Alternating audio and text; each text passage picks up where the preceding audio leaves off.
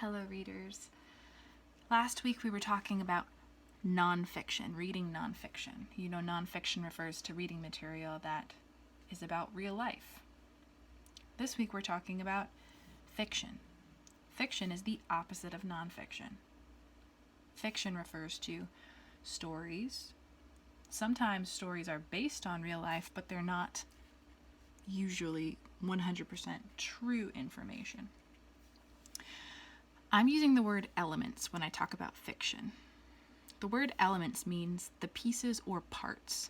So when I say the elements of fiction, I mean the pieces or parts of fiction, the pieces or parts of stories.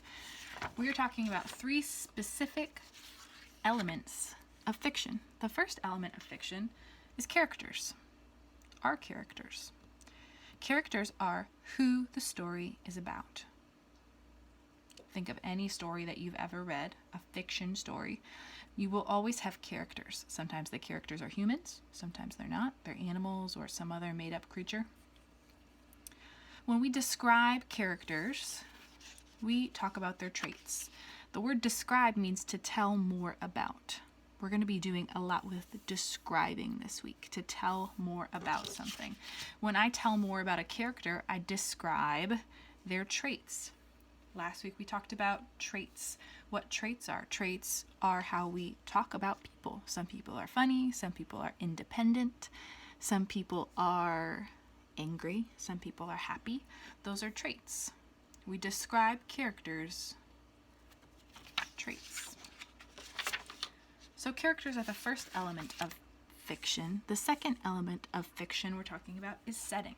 We're going to focus a lot on setting this week. The setting of a fiction story is where the story takes place. If you're reading a book about the North Pole or a story that takes place at the North Pole is the setting. If you're reading a story that takes place in Charlottesville is the setting. We describe the look, sound, smell, and feel of a setting. I will tell you more about this in a little bit. We've been talking a lot about describing, this word to tell more about. I'm going to be reading you a story in a moment, and the story is going to have a lot of descriptive phrases. Descriptive has the word describe in it, so phrases that tell more. A descriptive phrase is two or more words working together to paint a mental picture. By paint a mental picture, I don't mean a real picture. I mean that in your brain, if you close your eyes, you can imagine what it would look like, what it would smell like, what it would feel like to be in that setting. So I am going to read you a story. I do not have this book with me. It's actually at my home in Maine. But my mother used to read it to me, and so I'm reading it to you from my computer. It's called All the Places to Love.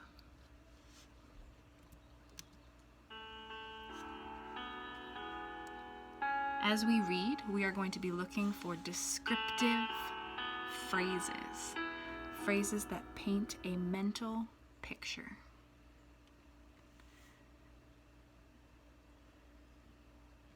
On the day I was born, my grandmother wrapped me in a blanket made from the wool of her sheep. She held me up in the open window so that what I heard first was the wind. What I saw first were all the places to love. The valley, the river falling down over rocks, the hilltop where the blueberries grew. I'm already getting an idea of the setting of this story, the different places that it's happening, the valley, the river, the hilltop.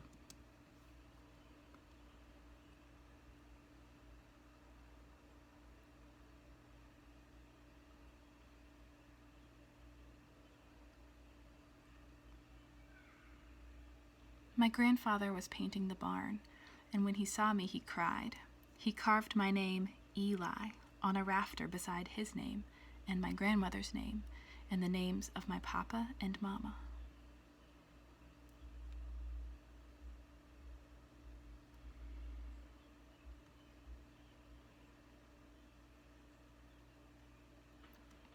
Mama carried me on her shoulders before I could walk, through the meadows and hayfields. The cows watched us and the sheep scattered. The dogs ran ahead, looking back with sly smiles. When the grass was high, only their tails showed.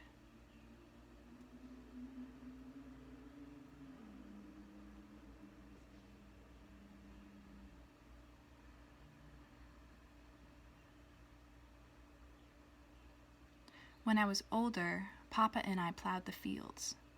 "Where else is soil so sweet?" he said. Once Papa and I lay down in the field holding hands, and the birds surrounded us. Raucous black grackles, redwings, crows in the dirt that swaggered like pirates. When we left, Papa put a handful of dirt in his pocket. I did too.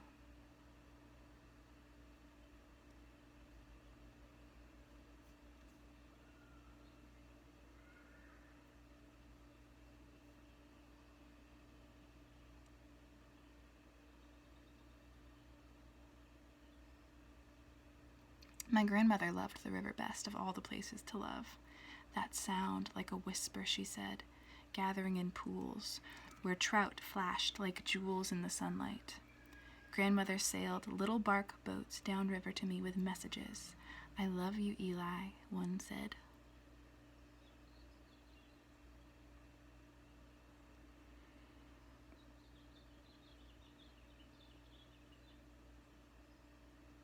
We jumped from rock to rock to rock, across the river to where the woods began, where bunchberry grew under the pine needle path and trillium bloomed. Under the beech tree was a soft, rounded bed where a deer had slept. The bed was warm when I touched it.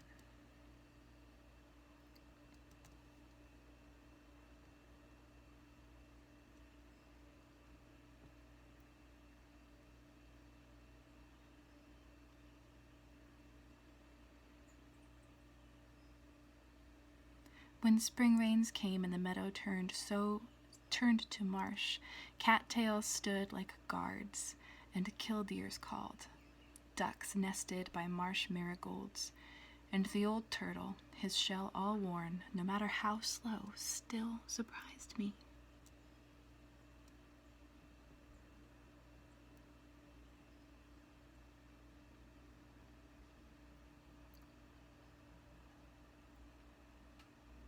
Sometimes we climbed to the place Mama loved best, with our blueberry buckets and a chair for my grandmother, to the blueberry barren where no trees grew, the sky an arm's length away, where marsh hawks skimmed over the land, and bears came to eat fruit, and wild turkeys left footprints for us to find like messages.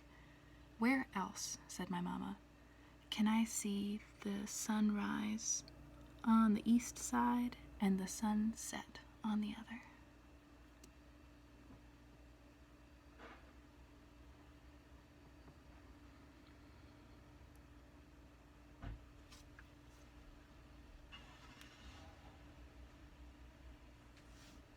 My grandfather's barn is sweet-smelling and dark and cool. Leather harnesses hang like paintings against old wood, and hay dust floats like gold in the air. Grandfather once lived in the city, and once he lived by the sea, but the barn is the place he loves most. Where else, he says, can the soft sound of cows chewing make all the difference in the world?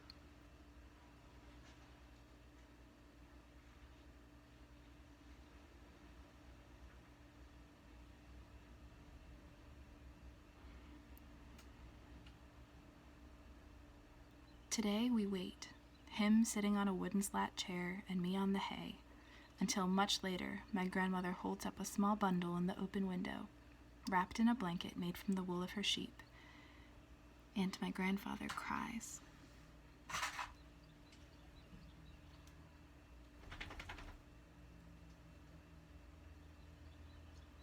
Together we carve the name Sylvie in the rafter, beside the names of my grandfather and grandmother, and my mama and papa, and me. My sister is born.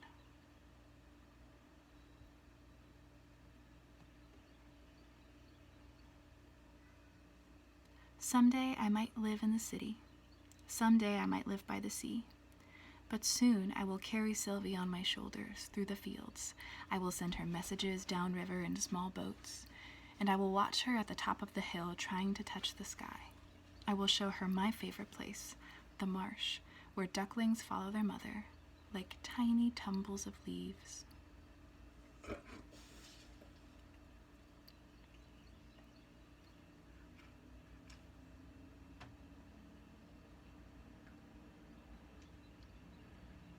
In that, that's not the last one. All the places to love are here, I'll tell her, no matter where you may live. Where else, I will say, does an old turtle crossing the path make all the difference in the world? And I believe that is the end of the story. So what I'm going to do is I'm just going to point out a few descriptive phrases from this story. These are two or more words that worked together to paint a mental picture. We were looking at beautiful illustrations, but I feel like even without those illustrations, this story would still paint a picture in my brain. One descriptive phrase was when it said that crows were swaggered, or crows swaggered like pirates. I don't know if you know what the word swaggered means, but you can kind of imagine what it would be like if the crows are acting like pirates. A swagger is when someone walks with a certain kind of attitude, and I can see it in my mind when I close my eyes if I say crows swaggered like pirates. The author's comparing the crows, the birds, to pirates. Another descriptive phrase, two or more words working together to paint a mental picture. Trout flashed like jewels in the sunlight. If you close your eyes and I say, trout, that's a fish, flashed like jewels in the sunlight, can you see it? I can see it. I know what jewels look like in the sunlight. The author could have just said the trout were shiny because they're in the water, but that wouldn't paint a mental picture. This descriptive phrase, the sky an arm's length away, I can picture this in my mind if I close my eyes. I can imagine reaching a hand up to the sky and feeling like I can touch it. It's just as far away as my arm is because it looks so close. This is a descriptive phrase. It paints a mental picture. It makes me feel like I'm somewhere where the sky is that close. I love this one as well. Hay dust floats like gold in the air. The author was talking about being inside a barn. If you've ever been in a barn, you know what that looks like, the hay dust floating like gold in the air.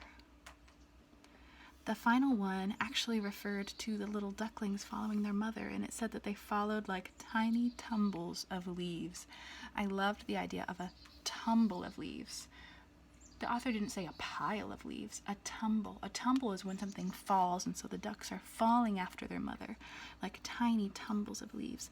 These are all examples from the story of descriptive phrases. My challenge for you today is to think of a place that you love. The story was all about places that we love. I want you to think of a place that you love, and I want you to try to describe it in writing, to tell more about it. I want you to use descriptive phrases, or at least one descriptive phrase, to paint a mental picture of that place. I have never been to the place that you love, probably, so I don't know what it's like there.